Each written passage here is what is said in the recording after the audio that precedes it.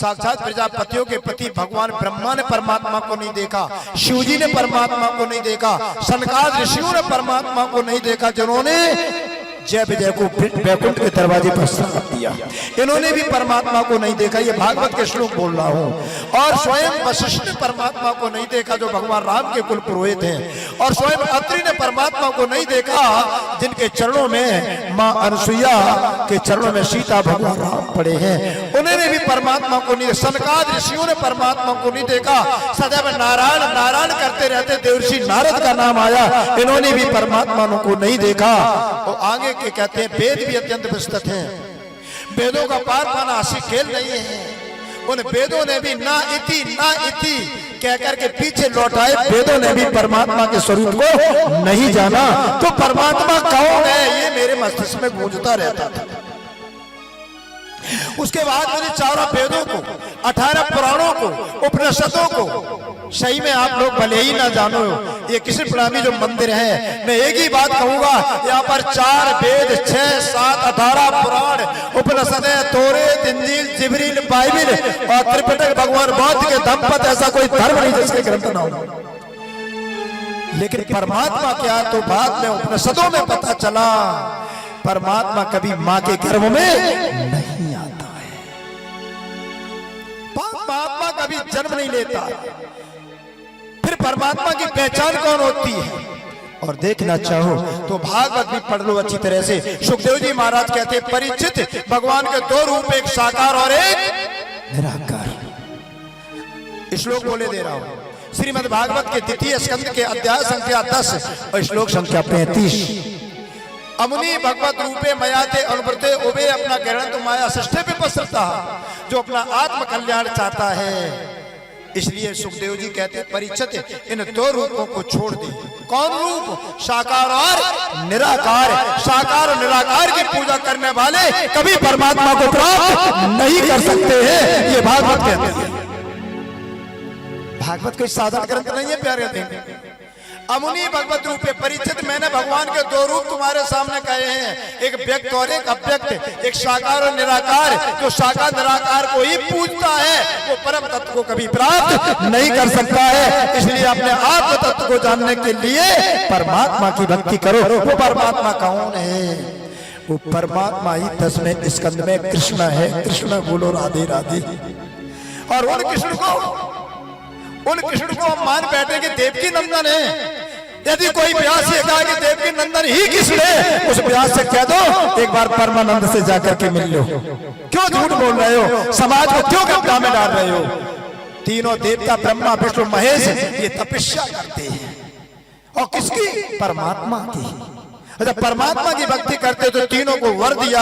ये कथा आप लोगों को पढ़ने को मिलेगी स्कंद पुराण, ये कथा आपको पढ़ने को मिलेगी पद्म पुराण के अंदर। और भागवत में भी गीता प्रेस गोरखपुर से जब भागवत पढ़ेंगे, उसके माध्यम में लिखा है, ब्रह्मा विष्णु महेश तीनों देवता परमात्मा कृष्ण की भक्ति करते हैं और भगवान कृष्ण को वर देते हैं, जाओ ब्रह्मा तुम मेरी इस भक्ति ध्यान करना, तुम सृष्टि की रचना करोगे। जाओ विष्णु तुम सृष्टि की पालन करोगे। जाओ शिव तुम मेरी भक्ति करना, तुम संहार करोगे। 1-2 ब्रह्मा विष्णु महेश नहीं है प्यार कितने में हो। तुलसीदास ने भांग के नशा में नहीं लिखा है, शिव बिरंज विष्णु भगवाना उपजत अंश अंशते नाना ब्रह्मा नाना विष्णु नाना शंकर हैं। अनेक ब्रह्मांड है, प्रति ब्रह्मांड में एक ब्रह्मा एक विष्णु एक शंकर एक ओम एक गायत्री है, पर परमात्मा केवल एक है। वो परमात्मा 28वें द्वापर में यहाँ यशोदा के यहाँ लीला कर रहे हैं। देवकी नंदन कृष्ण इन्हीं के अंदर विलय है।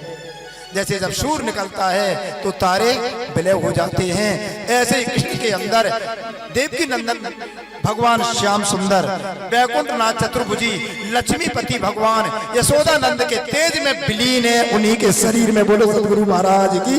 और ऐसे भी ना मानो, एक किताब जरूर ले लेना आप, गीता गोरखपुर से आती है, राधा माधव चिंतन। और इस किताब को लिखा है जयदयाल गोविंद का हनुमान पोद्दार स्वामी अखंडानंद, इनके प्रवचन हैं, उनमें साफ लिखा है कि देवकी नंदन को यशोदा नंदन नहीं कह सकते हैं, रुक्मिणी पति को राधा पति नहीं कह सकते हैं। ये सारा विवेचन आया है।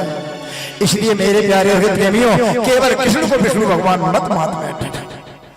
और जिन्होंने की बीजक पढ़ा हो कबीर साहब का, तो बीजक के शब्द नंबर 8 का 8वां चरण पढ़ना, गोपी ग्वाल गोकुल ने आयो कतई कंस ने मार्यो। यानी यशोदा नंदन ने कंस का उद्धार नहीं किया, कंस का उद्धार किया है प्यारे प्रेमियों गोलोक धाम के कृष्ण ने। और एक बात बता दूं आपको, ये लीला कौन कर रहे हैं? ये परमात्मा कर रहे हैं, परमात्मा कृष्ण कर रहे हैं, देवकी नंदन कृष्ण नहीं कर रहे हैं। बहुत से लोग भगवान देवकी नंदन विष्णु भगवान को ही परमात्मा कृष्ण की लीला मान बैठे हैं। ऐसा नहीं है प्यारे प्रेमियों। देखो मैंने आपको बताया था ये परमधाम की लीला हो रही है। आप कहेंगे महाराज कहां से बोल रहे हो? तो गीता में भी परमधाम का वर्णन है, महाभारत में भी परमधाम का वर्णन है, उपनिषदों में भी परमधाम का वर्णन है, और ये परमधाम से परे दूसरा कुछ भी नहीं है। आज हमारे देश के अंदर कुछ और प्रकाश डाल दूं थोड़ा, नीचे पाताल महातल रसातल तलातल सतल लोक पितल लोक अतल लोक पृथ्वी लोक भूर्ग लोक स्वर्ग लोक मेहर लोक जन लोक तप लोक सतलोक, उसके ऊपर ब्रह्मा विष्णु महेश के लोक, उसके ऊपर ओम, उसके ऊपर जोशरूप गायत्री, उनके ऊपर महाविष्णु प्रणव ब्रह्म, जिनको कबीर साहब ने ओमेद अक्षर कहा है। उसके परे आता है नियक्षर, जिसको कबीर साहब ने नियक्षर कहा, उसे कहते हैं अव्यक्त अक्षर। उसके बाहर आता है अनामी लोग, अगम, जिसे राधा स्वामी में अनामी लोग कहते हैं, वह प्रतिबिंबित गोलोक धाम। राधा स्वामी की सार वचन नामक पुस्तक में पढ़ेंगे, राधा आदि सुरत का नाम, स्वामी आदि सुरत निज धाम। मेरे प्यारे प्रेमियों, अनामी लोक ही ये प्रतिबिंबित गोलोक धाम है। और प्रतिबिंबित गोलोक धाम के अत परे शब्द धाम, केवल धाम, कूटस्थ अक्षर धाम, उसके परे परम धाम है।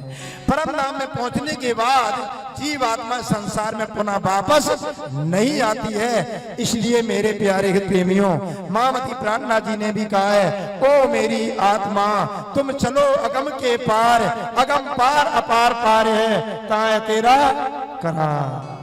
एताव देव जिज्ञासम तत्व जिज्ञासुनात्मना अन्वय व्यतिरेकाभ्याम यदि स्यादि सर्वत्र सर्वदा। आप लोग भी यहाँ जो भी देख रहे हो, स्त्री देख रहे हो, पुरुष देख रहे हो, कुत्ता देख रहे हो, बकरी देख रहे हो, प्राणी मात्र जो भी देख रहे हो, वो केवल परमात्मा ही परमात्मा है, उसके अतिरिक्त कुछ नहीं है। जब ये देखने लगोगे तब तुम सत्य देखोगे, उसके अतिरिक्त देखोगे तुम माया है, उसके अतिरिक्त देखोगे, ना पहले तुम थे ना तुम बाद में रहोगे। याद रखो, तुम सतयुग में भी थे, त्रेता में भी थे, द्वापर में भी थे, आज के 10,000 वर्ष 5,000 वर्ष 500 वर्ष पहले भी थे, लेकिन तुमने अपने आत्म स्वरूप की पहचान नहीं की, इसलिए बार बार जन्मते और मरते हो। जब अपनी पहचान कर लोगे कि मैं कौन हूँ, कहाँ से आया हूँ और क्यों आया हूँ, तो ये जन्मना मरना छूट जाएगा।